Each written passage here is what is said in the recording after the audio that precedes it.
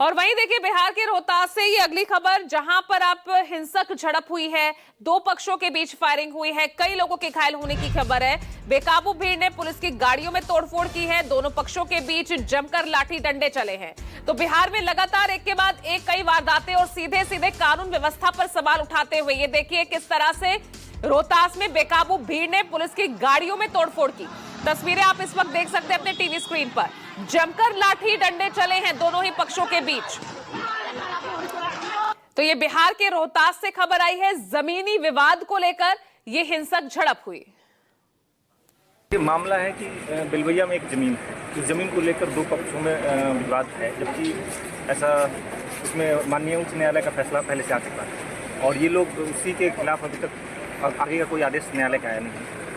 इसी बात को लेकर पहले से भी ये लोग कई बार विवाद पैदा करने की कोशिश किए हैं, बिलवैया के ही कुछ लोग। आज जब उसमें से एक पक्ष जिसके पक्ष में न्यायालय का फैसला है उसके द्वारा स्थिति करने की कोशिश की जा रही थी। विधि व्यवस्था नहीं बिगड़ी इसलिए पहले से वहाँ बल की प्रतिनियुक्ति थी, एसडीएम एसडीपीओ खुद वहाँ कैंप कर रहे थे, लेकिन फिर भी कुछ असामाजिक तत्वों द्वारा घटनास्थल पर जब वो लोग कोई किसी भी तरह का उपद्रव करने में नाकाम रहे तब उनके द्वारा कायरतापूर्ण तरीके से थाना में यहाँ बल नहीं था तो यहाँ आकर हंगामा किया। कितने पुलिसकर्मी घायल? इसमें 3 लोग अभी तक हैं मामूली रूप से जख्मी और गिरफ्तारी की गई है। इसमें लगभग 40 लोगों की गिरफ्तारी की गई। और मामला की दूसरा गोली लगने एक और बात, अभी आप लोग मीडिया में बहुत सारा इस तरह का बात चल रहा है कि गोली लगी है। जो अपराधी लोग हैं उन्हीं में से कुछ लोग हॉस्पिटल में गए थे और उनके द्वारा डॉक्टर को बोला गया है कि मुझे गोली लगी है।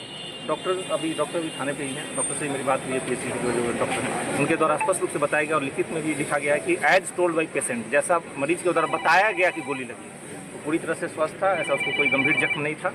लेकिन उनके द्वारा जानबूझ के इस तरह की बात फैलाई गई है ताकि इस पब्लिक में और मीडिया में असमंजस की स्थिति और जानबूझ के माहौल को और पूरे घटना को दूसरा रूप दिया जाए। ये सोची समझी साजिश के तहत इस तरह का अफवाह फैलाया गया। अगर उनको गोली लगी उसके संबंध में पुलिस को कोई सूचना नहीं दी गई है, थाना में आकर कोई सूचना नहीं दी गई, इंजरी नहीं कटाया गया है, कहाँ रेफर किया गया है, रेफर करने वाली भी कोई बात नहीं थी, ज़बरदस्ती दवा बनाकर रेफर करवाया गया है।